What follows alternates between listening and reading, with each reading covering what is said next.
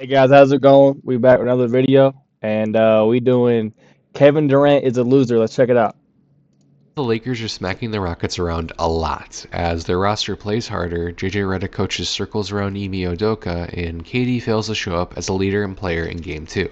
Now, let me make this clear. This situation is not entirely on KD, but I do think that the Rockets will lose this series as long as Luka Kennard is around, and that means it's the perfect time to evaluate KD. And my evaluation for him is simple. He is a loser, and his lack of leadership has costed the Rockets dearly. Now, to quick address something that I know will come up, to the 5 News, bro. smart guys in the comment section, I am strictly talking about him as a player. Yeah, no duh, KD's a millionaire, he's taller than me, he's more famous than me, and he has bigger feet than me. And you know what they say about big feet, right? Toe on the line. KD having generational amounts of wealth and success doesn't suddenly mean he's exempt from criticism on the basketball court. With that being said, let's go through KD's career and evaluate it with a little bit of that sweet stuff called hindsight. KD was viewed very favorably going into the 2007 draft class. He was a type of player that was never seen before, a 6'9" player with guard-like skills that could score at any level. The only concern about KD was that he had a very thin frame, raising questions about how he would handle NBA level intensity.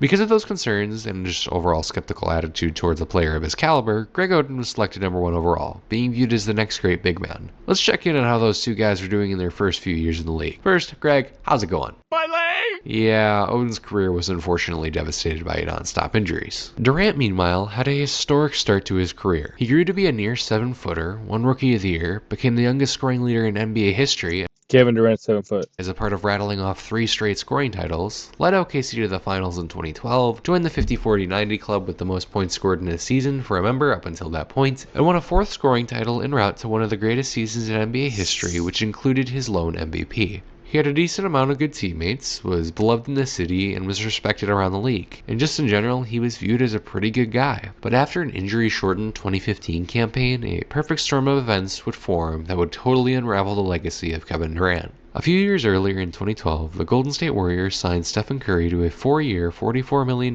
deal, which was actually considered risky because of how Steph's ankles were early on in his career. Little did the Warriors and the rest of the league know, but this guy was less than 4 years away from becoming the first unanimous MVP in league history. In 2015, the NBA got paid from a new media deal, which, of course, was going to result in bigger contracts for players and just more money in the league. So now the NBA has got to reach a deal with the Players Association for how we are going to split up all this new moolah. We want it all at once. What? Are you sure you don't want to smooth into it or anything? No, we want our money now. Okay, but just consider this for a second. If we do that, it will lead to a salary cap spike that has never been seen before that could result in catastrophic consequences for the league's competitiveness and lead to unforeseen issues down the road.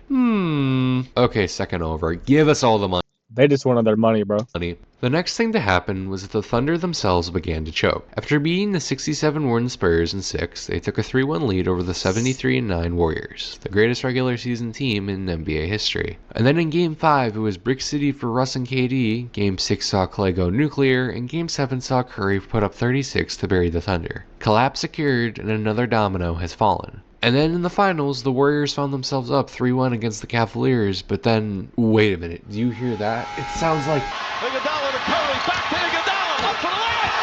Oh, blocked by James. Blocked by So James. the Warriors just choked worse than the Thunder, and Harrison Barnes just agreed to a deal with the Mavs, meaning he isn't coming back to the Warriors. I'm in danger. Kevin, we were really concerned that you were going to leave our organization and destroy the league. Don't be silly, guys. I love the city, and I love what we're building here. I'm totally going to re-sign. Hey, what's that over there? Well, I could have seen that one coming. It is the weakest move a superstar has ever made in probably not just NBA history, but sports history. He didn't just leave the franchise that he claimed to be loyal to and grew with, he abandoned them for a team that had just won 73 games that he had just choked against. Naturally, fans reacted with violent hate towards KD, something that he didn't even expect to be as severe as it was, which caused him to even regret at times signing with Golden State. But now he was on a team with talent, and he was sick of being on a team that was just a bunch of athletes athletes where he was the only actual guy with skill. Even if KD does have somewhat of a point, that is still a direct insult to his old teammates, and it's gotta be the dumbest thing you can say about an incident that people hate you for. The 2017 Warriors swept their way through the finals en route to a third straight matchup with the Cavaliers. The Cavs had LeBron average a 34-point triple-double, had Kyrie averaging 30 on near 50-40-90 splits, had Kevin Love average a 16-point double-double, and had several other good role players contributing. And all they got out of that was 2 spankings, a close fight, a blowout win, and another loss. Well, Durant, you finally got that elusive chip. Maybe as hollow as an empty bottle, but hey man, it's something. There's no way that felt as good as he thought it was going to. There's no way it felt good. I know he was the best player on that team, but still. And I'm sure you are content. But hey, can you at least give me one good reason why you left OKC? You didn't like the organization or playing for Billy Donovan. His roster wasn't that good, it was just him and Russ. I guess that is something at least. Hey, wait a minute, why are you speaking about yourself in third person? That's really strange. Wait a minute. Yep. Murder account. It's like KD torpedoed his reputation, and once it hit the bottom of the ocean, he decided he wanted to hire a deep-sea construction team to remove the ocean floor. But hey man, after the Rockets built a whole neighborhood and J.R. Smith ruined what would have been LeBron's magnum opus, ring and finals MVP number 2 secured. Now it's time to get that 3-peat. Just ignore Draymond acting like a rabid animal. He does that occasionally, but it surely won't kill a dynasty once, let alone twice. KD had a calf strain, but the Warriors needed him back to beat the Raptors. And I mean, rushing back from a calf strain, how can that possibly go wrong? Ibaka trying to stay with Durant, knocks Oh, I remember seeing this live. That shit popped. it away, and Durant slipping out down the other end, and Durant grabbing that right leg. KD tearing his Achilles, no matter how weak his move to Golden State was, is incredibly unfortunate, and the fact that some Raptors fans were actually cheering is nothing short of disgusting. Turns out Draymond having anger issues did kill a dynasty, for a few years at least, because KD is off to Brooklyn. KD would return after over a year of being out, and although his ability to attack the rim would never be the same, he had, quite likely, the best return from an Achilles injury ever seen. And aw shucks, Kyrie and Harden came to join him. This team is definitely going to win the championship. Okay, James is down, but with Kyrie and Giannis just injured him. On the bright side, James is back. On the dark side, he's missing a leg. Now, as a Bucks fan, I will always have an immense amount of respect for KD for what he did to the Bucks in this series. Game 5 is the 3rd best game in playoff history according to GameScore. Come on, it couldn't be that good. Holy crap, that is the greatest game to ever be played. 49 points, 2 blocks, 3 steals, 10 assists, 44% from 3, 69. Oh my god. I'm sorry. 70% from the field on top of a near 50-point I must have missed something. triple-double. 70%. That's not even counting the stocks. And guess what? Here's 48 points, 9 rebounds, and 6 assists in Game 7 along with the game-winning three-pointer. Bye-bye, Bucks. It was nice for you to stop by. Wait a minute. Enhance.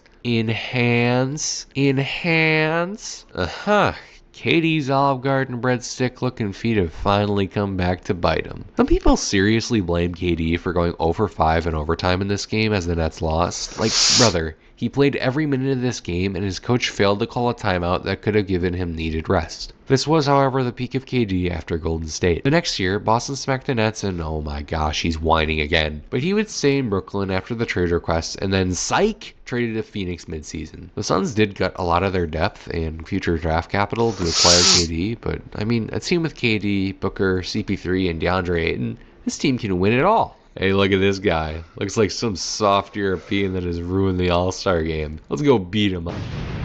And with Matt Ishbia in charge, big changes are coming to Phoenix. I'm talking about saying goodbye to Aiden, goodbye to Paul, and hello Bradley Beal. This is the big 3 of the future, and we also got a new coach. Surely a team predicated on 3 score-first guys with subpar playmaking that play the same position with no depth won't come back to bite us. Maybe the coach is the issue. Let's replace one championship-winning head coach with another one. Okay, so KD was seen on multiple occasions not being happy with Bud, and they didn't even make the playoffs. So, bye to all 3 of you. Now KD is on his 4th team since leaving OKC, and Houston started out like all the others. A nice honeymoon phase where KD gets acclimated, and then problems start to emerge, and oh my gosh, another burner. Kevin, not again. Now, while some of these comments may have been humorous. None of them were wise. Especially, trashing your current teammates. Yeah, Now the that's Rockets so sit down stupid. 0-2, have the worst body language in the NBA for a team. I didn't switch sides in this series. I predicted the Lakers from the start, but honestly at this point, we might be looking at Lakers in 5. And again, as I stated at the And that was beginning, I true. don't think it is Lakers fair in to blame 5. all this on KD. But that isn't the point here. Kevin Durant has long been viewed as one of the most talented players of all time, and I've seen people talk about him being in top 10 conversations before. How a one-way player that lacks any all-time skill set outside of scoring can be ranked within the top 10 when the only ones in that discussion have 4 and 5 rings and more MVPs is beyond me. Ranking him above even Giannis and Jokic at this point is difficult because, those guys actually got it out of the mud with teams that drafted them and didn't go running. My main problem with Kevin Durant is that he's a loser. Not in the sense of, whoa man, you're a total loser, give me your lunch money, but in the sense of, whoa man, you can't lead a team to winning. Now to be fair to KD, the West was brutal when he was in OKC. I'll give him that. And honestly, him criticizing his teammates isn't entirely wrong. He did do his part in the 2012 NBA Finals. But whatever goodwill he built in that series, he ended with his horrendous shooting in games 5 and 6 against Golden State when he had a chance to punch OKC's ticket to the finals. I don't blame him for leaving OKC, and honestly not even for him going to Golden State. I think there is a unique conversation that needs to be had there about how fans treat players that most likely contributed to that decision. But either way, ethically, it is the lowest of low moves to abandon your team, especially, disputed reporting aside, after you pledged your allegiance to the city, franchise, and team. He does have rings. He's not going to go down as a ringless great, but everybody and their mother knew that at the instance the second and third best player joined forces on an already loaded team that it was raps for the league. And he portrays himself as this chill, relaxed guy, when in Yeah, this ruined the league for a couple of years, bro. I'm not gonna lie to you. If you're not a Warriors fan, you hated this era.